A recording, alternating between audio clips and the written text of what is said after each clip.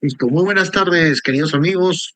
Bienvenidos a Diálogos con Avanza País, un espacio de formación, de trabajo, de más que nada de intercambio de ideas para los militantes, simpatizantes de Avanza País.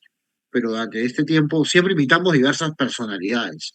En los últimos tiempos hay una columna, ¿no?, de una persona, pues hemos invitado a esta persona, Fernando Calme del Solar, que últimamente lo he visto escuchar en el Diario Expreso y otros medios, porque él constantemente habla de un término que nos llama la atención. Y creo que desde un partido político como Avanza País, Partido de Integración Social, que es las siglas, y ustedes los militantes lo conocen, ¿no? Nosotros aquellos que colaboramos nada más, ayudamos de alguna forma para difundir este aspecto formativo. Pero Fernando tiene una frase que a mí me llamó la atención y tiene que ver con uno de los principios que habla el ideario, ¿no? Con el tema de liberar de tanta burocracia al Estado. Fernando habla de la realidad real. Entonces lo he invitado a que nos hable, porque además Fernando Calmer trabaja y tiene la Asociación de Emprendedores del Perú, entre otras facetas que hace, y conoce la realidad real del micro, pequeño empresario, y él lo dirá, que es el 90% de repente, si no es más del país. Entonces, Fernando, gracias por este espacio, porque compartas con nosotros brevemente algunas reflexiones, porque muchos de los que te van a escuchar son militantes y simpatizantes de Avanza País.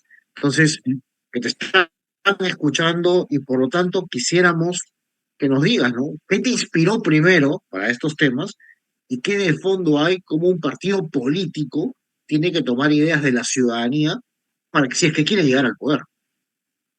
Gustavo, ¿cómo estás? En verdad, gracias por esta invitación y un saludo a todos los militantes y simpatizantes de Avanza País. Queda claro que si son parte de un partido político, tienen un interés en qué está pasando en el Perú y ganas de cambiarlo, porque claramente no estamos yendo hacia el lado correcto. Este, Y una de las cosas que efectivamente, como mencionas tú, que hay que tomar en cuenta para hacer política, sobre todo los que vayan a postular, los que no, los que vayan a trabajar dentro del partido y también otras instituciones, instancias de un posible gobierno, ya sea propio o amigo, es que hay que tomar en cuenta efectivamente lo que dices tú, Gustavo, se llama la realidad real.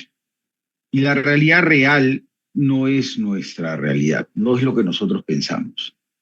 Seguro han tenido charlas y han escuchado de muchos teólogos y opinólogos y economistas que dicen que las cosas se solucionan, que se podría, que se debería. Y más parecen los socialistas porque después termina echándole la culpa que la gente no les hace caso. La idea es buena, pero la gente no la sabe utilizar. La realidad real elimina eso, la realidad real lo que busca, y se llama realidad real, lo que busca es entender qué sucede primero, no con nosotros, nuestra realidad está sujeta y ha sido diseñada y concebida por cada uno de nosotros en base a nuestra educación, nuestra religión, con quiénes andamos, con quiénes paramos, en qué partido militamos. Nos vamos construyendo una idea de la realidad que no es necesariamente la realidad de las personas de a pie, las personas comunes, que en realidad son las únicas personas que valen, porque los políticos no están por encima y son parte también, y eso es una cosa que no se deben olvidar jamás. La realidad real, entonces, es entender, primero, entender, escuchar, ver cómo funciona el país. Muchos de ustedes seguro tienen ideas libertarios, liberales, y pueden reconocer que la mejor manera de que las cosas ceden es en base a que haya menos Estado. Entonces, ¿por qué cuando llegan a ser autoridades empiezan a dar normas y normas y normas y normas, tratando de que las cosas funcionen? Entonces, hacia el tema de cómo ha sobrevivido el país, cómo ha sobrevivido realmente, porque la crisis que tenemos política debería haber destruido la economía nacional y no lo ha hecho. La respuesta es muy simple. No es Julio Velarde en el BCR. No, señores. Es la inmensa inyección de capital informal permanente en la economía peruana, que proviene de la minería, de un montón de actividades, del ambulante y de todo lo que negrean la gran cantidad de peruanos, porque si ponen a pensar La formalidad en el Perú es un fracaso, porque solamente el 20-30% de las empresas son formales y eso es mentira, porque el 20-30% de las empresas tienen RUC, pero de esas que sean 100% formales, no, señor. Ahí hay ilusión, hay evasión, hay negreo, hay que, si me compra la persona natural, ¿para qué le voy a dar una factura? Si no la necesita, no me la ha pedido, no se la doy. Y un montón de cosas. Igual con el tema administrativo, igual con el tema laboral, porque hay que acordarnos que la formalidad no pasa únicamente por tener RUC, son tres aspectos básicos: administrativo, laboral y tributario. Pero me imagino que eso ya lo han hablado con gente que es mucho más experta que yo. Y lo que yo vengo a decirles es cómo hacemos entonces para cambiar este país, para que el país avance. Y eh, la manera más simple, y lo planteaba Adriana Tudela muchas veces, es la simplificación administrativa. Pero la simplificación administrativa, la eliminación de barreras, no implica solamente sacar un decreto municipal. Primero hay que eliminar el 80% de grasa que tiene el Estado en burocracia absurda, en instituciones que no sirven para nada, en réplicas de ministerios en cada gobierno regional y una cantidad de cosas que habría que hacer, como dijo Gustavo, la motosierra de Milei se queda corta en el Perú. Acá hay que tirar Napalm, como hacían en Vietnam, y quemar el bosque completo. Porque claramente no funciona. Y tratar de dar una norma pensando que la gente se va a ajustar a ella es un error. No importa cuántos libros hayan leído, no importa con qué teóricos lo crucen, no importa cuántos think tanks, expertos, universidades participen de la elaboración de la ley, no va a servir para nada. Porque la gente le va a sacar la vuelta, la gente la va a hacer por el costado, la gente no la va a cumplir simplemente como lo hacían parte de los informales, porque no está hecha para ellos. Entonces, ¿qué es lo que debemos procurar? Y a lo que va la realidad real, es que el país funciona. El país funciona, el país tiene estructuras económicas, tiene cadenas productivas que son totalmente informales. Entonces, ¿por qué las seguimos llamando informales si la mayoría son informales?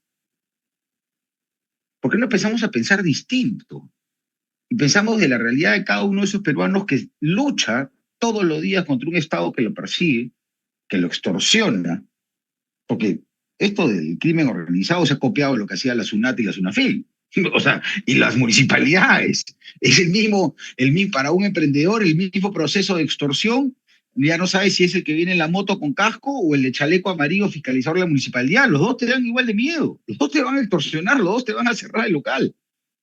Entonces, dejemos de tratar de amoldar a la gente a lo que nosotros creemos y convirtamos el país y las normas del país en lo que sucede, en lo que existe. Simplifiquemos las cosas. La formalidad más grande que debe tener un país no es la tributaria, no es la laboral y no es la administrativa. La formalidad más grande es la de la información. Todos estos peruanos que viven en la informalidad, el país no sabe dónde están. Y lo pudimos comprobar con los fatídicos bonos de Vizcarra en la época del COVID y con la cantidad de normas absurdas que trató de dar sin entender lo que pasaba con los peruanos. Si una persona no sabes dónde trabaja, si una persona no sabes dónde vive, si una persona no sabe si tiene hijos o no tiene hijos, no sabes quién le paga, a quién le vende y a quién le compra, esa persona no existe para ti, más que en la RENIEC, quizás. Pero después, ¿qué más puedes decir?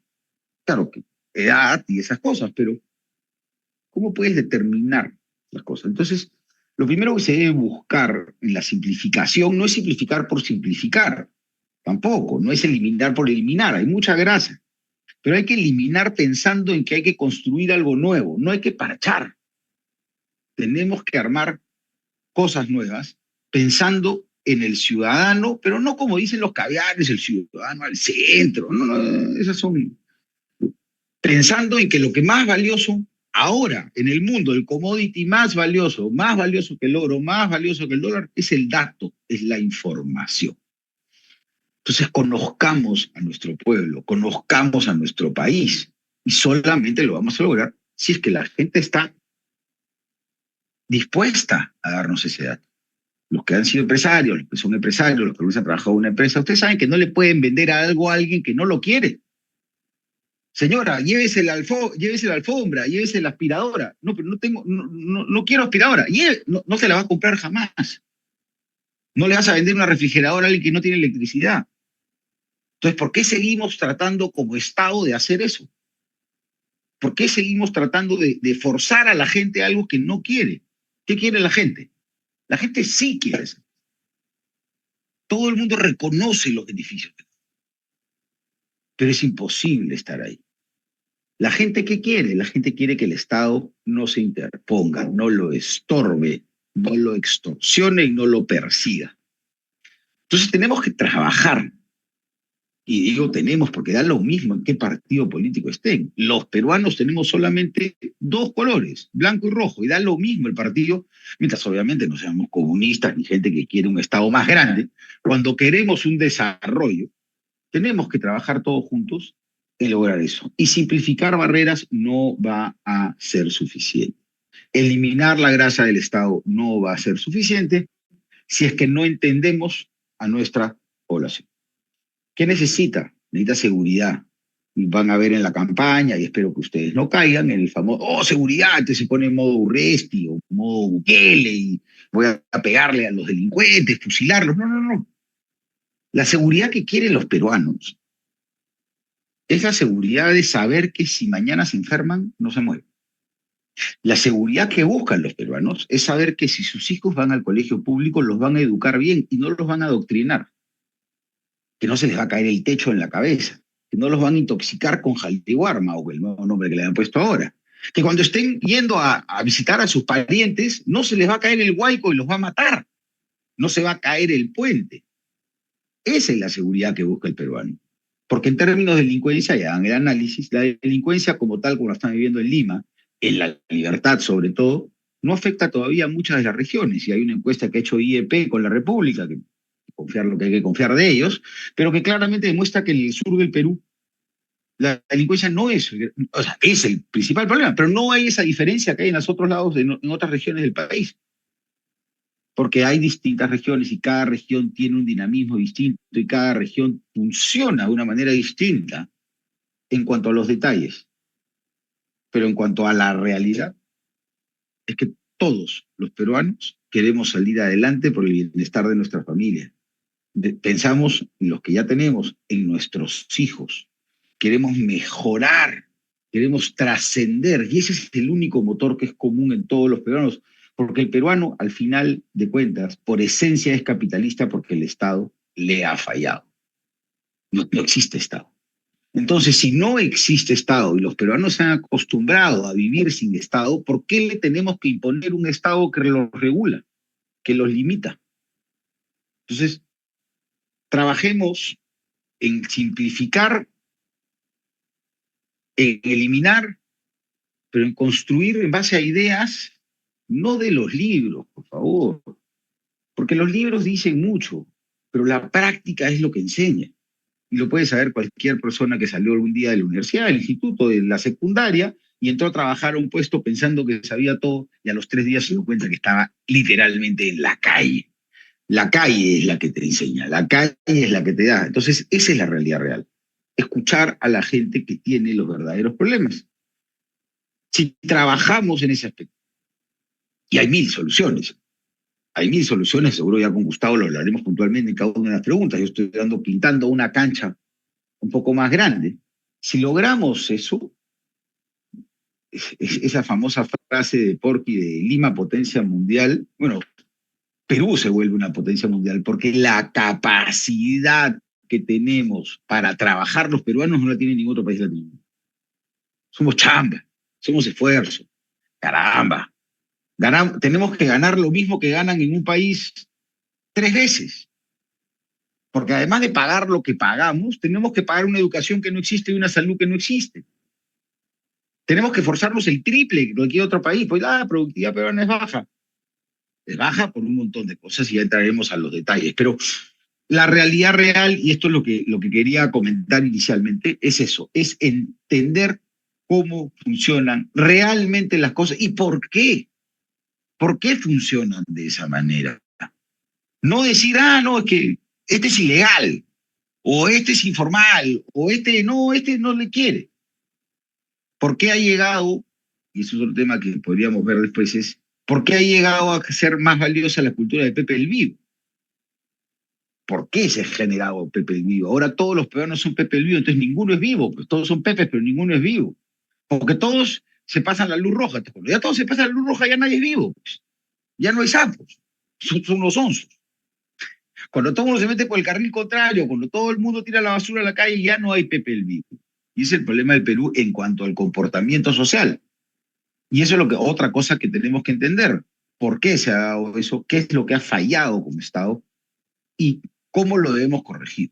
Como última cosa, y es algo que seguro van a escuchar ustedes de muchas personas, es que nuevamente las normas y las leyes nos están tratando de imponer la OCDE, nos ponen normas, sobre todo los caviares y los comunistas, de Agenda 2030, 20, ya no saben ni qué año ponerle, seguro va a ser 20.200 o alguna cosa así, con tal de seguir sacando plata a los estados, pero son normas que vienen de países que están 60 o 70 años más avanzados que nosotros en la estructura social. El Perú está ahorita en su desarrollo social económico, de infraestructura y de todo, a un equivalente de los Estados Unidos antes de la Segunda Guerra Mundial, y a un equivalente de Europa post Segunda Guerra Mundial. ¿Cuáles eran las leyes que tenían esos países en esos momentos?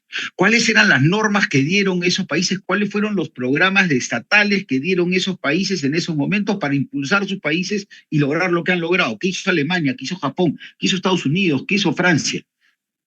Esas son las que tenemos que copiar, lo que hicieron hace 60 años, no lo que están haciendo ahora, porque ahora ya son una sarta de burócratas progresistas que lo único que hacen es despilfarrar la plata de las naciones. Entonces, eso es lo que tenemos que ver, la realidad del Perú, y el Perú no está en el año 2025. El Perú está en el año 1950. Apliquemos esas normas y verán cómo el Perú, muy rápido, termina creciendo y llegando a donde tiene que estar.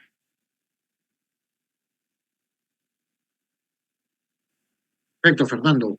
He escuchado, me han venido varias ideas, ¿no? Porque claro, las grandes reformas que hay que hacer, es cierto, tú dices, muchos teóricos hablan de las grandes reformas, ¿no? En el país, lamentablemente, gente que ha estado en el poder no consigue ni un resultado, no digo uno, ni uno de repente, pero después se venden como los grandes expertos en diferentes temas, ¿no? Entonces, la gran pregunta que hay que hacernos es, ¿qué reformas hay que hacer realmente que favorezca al ciudadano de a pie, ¿no? Porque la verdad, claro, yo puedo hacer el ICB justo y todas estas cosas, bueno, pero como tú acabas de decir, la gente está esperando que su niño vaya y en el colegio, el profesor que vaya esté realmente capacitado y no le esté metiendo basura, no la palabra, pero es basura en la cabeza a estos chicos. Entonces, por ejemplo, o sea, esa es una reforma urgente es de un gobierno. Ustedes, señores de Avanza País, que están escuchando, los militantes, simpatizantes, si llegan a ser gobierno, pues no se metan en nebuleadas, ¿no? Vamos a revisar el proyecto educativo nacional al 2036 y si cumplimos los objetivos estratégicos de las ODS en el nivel, ¿saben qué, señores? La gente Primero, está aburrida. primero la gente Creo tiene que que no. aprender a leer y comprender lo que lee, eso es Eso, primero. Después nos eso, vamos a otro lado. Exacto. Eso me parece interesante lo que acá decís, porque es un tema, el tema educativo a mí me encantan los cafecitos que hacen últimamente los amigos de educación, todo el tiempo están ahí, que vamos a ver cuáles son las grandes reformas, ¿no? Cada 5 años tenemos el famoso CADE educativo, electoral o CADE electoral ejecutivo, no sé nada contra el CADE, bienvenido sea que lo hagan, pero siempre son los mismos y siempre hablan de los mismos problemas, por ejemplo. Entonces, Y no tú me hablas solucionan. de esos temas del techo, de la alimentación, de que el niño o que la gente no se muera, que vaya a un hospital y no se muera. Eh, ¿Crees que qué reformas así rápidamente crees que podamos hacer, se deba hacer, y los que nos escuchan, que van a ser diputados, senadores, no me digan ya, no, pero Gustavo, yo no voy a ser diputado ni senador, ya, serás alcalde, serás regidor, pero algo puedes hacer. Y si estás en un partido político, en este caso estás en Avanza País, que tiene una ideología y tiene un símbolo, que supuestamente el tren es sinónimo de avance y de modernidad, ¿qué consejo le das tú, Fernando, que has escuchado a todo el mundo? Todo el mundo, porque yo sé que tú has viajado por todas las regiones y no vas a la ciudad y te quedas en el hotel de turistas y tomas café en la Plaza de Armas, sino vas más allá. Entonces, ¿qué soluciones crees que para que puedan entender?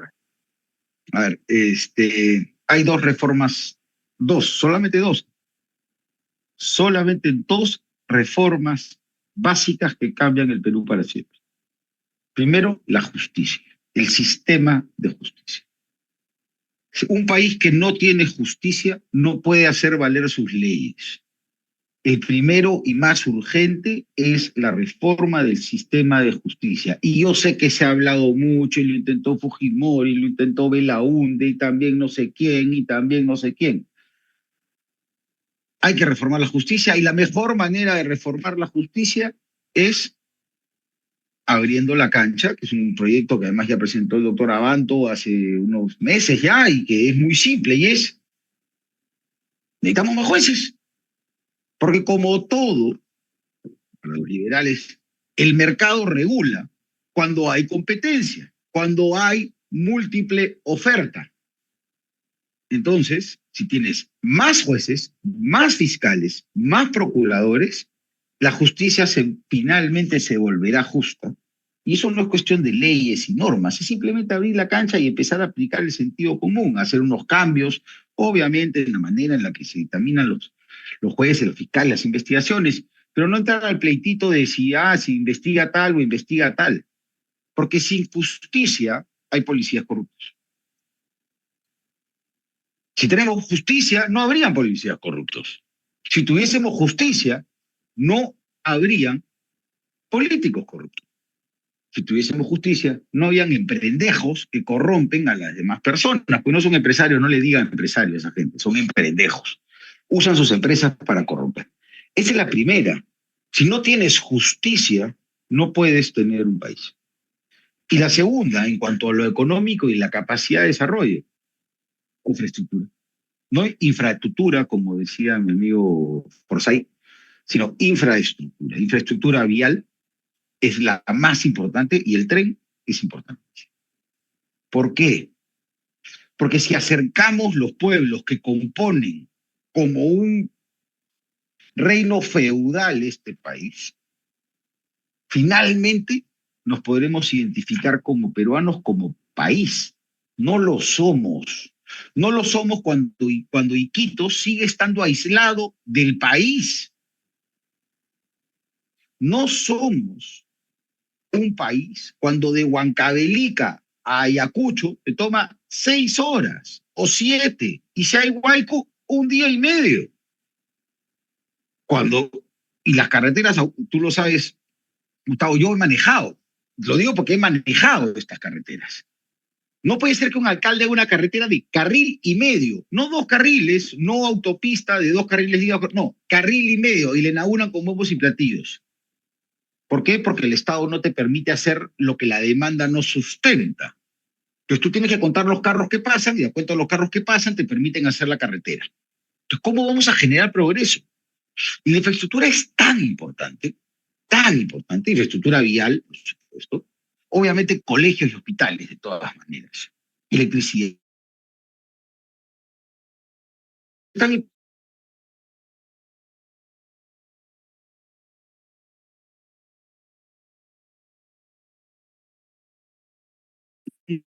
un camión, en vez de horas, hasta 24 horas o más, porque tiene que dormir, obviamente, son 30 horas, para llegar a Arequipa con mercadería desde Lima, que ha llegado solamente por el puerto del Callao. Eso genera un sobrecosto inmenso a la materia prima que la persona que está en el sector manufacturero de Arequipa va a tener que producir. Por ende, ya partió con hándicap, ya partió mutilado, porque ya está muy caro. Y ahí cuando lo quiera sacar, cuando lo quiera vender a Lima, exportar, como digo yo, la gente habla de Puerto Chancay, que no vamos a exportar nada, exportarán las grandes empresas y los emprendejos que tienen los monopolios en los espacios económicos. ¿Cómo puede exportar alguien que produce algo en Huancavelica Si sacar una mercadería de Acobamba en Huancavelica, te toma más tiempo que el buque venga de China a Lima.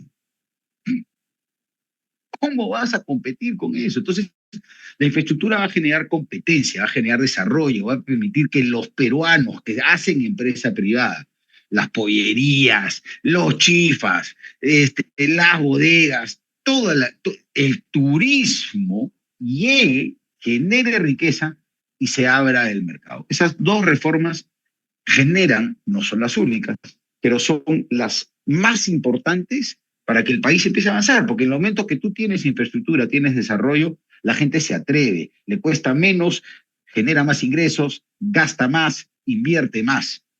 Y con justicia, una justicia justa, el emprendejo se va a la cárcel, el político corrupto se va a la cárcel, el policía corrupto se va a la cárcel y el juez y el fiscal corrupto se va a la cárcel. Por ende, no tendríamos un solo caviar dando vueltas por las calles. Muy interesante, Fernando. La verdad, directo, sin anestesia, como tú siempre hablas, en tus columnas lo veo, obviamente, pero y en tus videos, TikTok que haces o Reels, y cada día más enfocado en la realidad. Entonces, seguramente la gente que nos está viendo dirá, oye, este es político. Creo que todos somos políticos de una u otra forma, ¿no? Hacemos política todo el tiempo, desde la negociación que hacemos en la bodega o en todo, en el día a día, desde que pides negociar en tu casa, ¿no? ¿No? Oye, me toca hoy día, ¿qué voy a hacer? O sea, los horarios, todo tipo de negociación tiene que ver con la política. Y la política hoy por hoy necesita gente que habla claro y directo. Así de sencillo. O sea, la gente ya está cansada de escuchar muchas burocracias o terminologías, lo cual está bien por el ámbito académico. Yo, por ejemplo, vengo del ámbito académico, no soy del mundo académico, pero suena para un ámbito que nos entendemos en terminologías concretas. Pero cuando sales a la calle, tomas el taxi, o tomas el microbús, o tomas, o tomas el taxicholo, tomas lo que quieras, hermano, la gente no lo entiende. De acuerdo. No entiende esa terminología, ¿no? Si hay PIB, si es el PEN, si es el esto, bueno, lo que sea. Creo que nos has dado reformas directas y puntuales. Brevemente, Fernando, para no alargar más el tema, ¿qué recomendación le das a estos militantes, simpatizantes de Avanza País que se están formando justamente para las elecciones del 26, municipales, regionales, nacionales? ¿Qué consejo les das de eso que tú vives, de esa realidad real, de esa, sacar adelante esa burocracia fuera y cosa que el ideario partidario de Avanza País lo promueve, porque lo dice en su Uh-huh. ideario? Mira, Dale, el Fernando. primer consejo es que no se olviden quiénes son, de dónde vienen, que no dejen de hablar con quien realmente importa en una democracia, que son las personas, no los políticos. Los políticos representan a las personas, hablen con las personas, entiendan a las personas, pero para que las personas los entiendan, acuérdense de este dato y búsquenlo en internet. La cantidad de vocablos que usa un adulto del idioma español, que tiene como 30.000 vocablos. En España, habiendo salido de secundaria, es alrededor de 1.500 vocablos. En Chile es alrededor de 800. En el Perú estamos en 300 o 250, sin contar la gente que ha tenido anemia, que es el 50% del país. Entonces, esa pose del político que usa palabras rembombantes y retorcidas no sirve porque la gente no los entiende. Hablen en fácil, hablen en criollo, hablen como les suena, como les sale, la gente entiende eso, no compliquen las cosas, porque al final todos los que hacemos política, y yo hago política, no estoy en un partido político, pero trabajo haciendo política en la Asociación de Emprendedores, con la Confederación de Trabajadores del Perú y con muchos aspectos más. Los que hacemos política nos debemos a las personas. No hablemos de un pedestal, no vamos a ser autoridades. Vamos a ser funcionarios públicos que nuestra responsabilidad primaria va a ser la de solucionar los problemas de la gente y no los problemas que las autoridades crean. Acuérdense de eso siempre, enfóquense en eso y van a llegar lejos porque la gente los va a entender, porque la gente se va, primero, habiéndolos entendido, ustedes a ellos lo van a entender ustedes y van a poder influir en ellos y junto a ellos se van a poder atrever a hacer los cambios, a hacer las cosas. ese crédito político no existe. La encuesta no sirve. La calle es la que manda siempre y ahí es donde tienen que trabajar. Muchas gracias, Fernando. Muchas gracias, bueno, a todos los que nos han seguido a través de las redes sociales del partido. Gracias por este espacio. Este es un espacio de formación. Escuchen a personas de su partido y no de su partido. Bueno, la idea es que se sigan abriendo el criterio. Muchas gracias, gracias por seguirnos en todas las redes sociales y gracias, Fernando, por un poco de tu tiempo que te hemos robado para que puedas compartir con los simpatizantes y militantes y público en general de Avanza País. Muchas gracias y nos vemos en un próximo diálogo de Avanza País para tocar otros temitas que seguramente ya van sonando, ya convocaron elecciones y la campaña comienza a calentar. Nos vemos en la próxima edición de Diálogos con Avanza País. Nos vemos.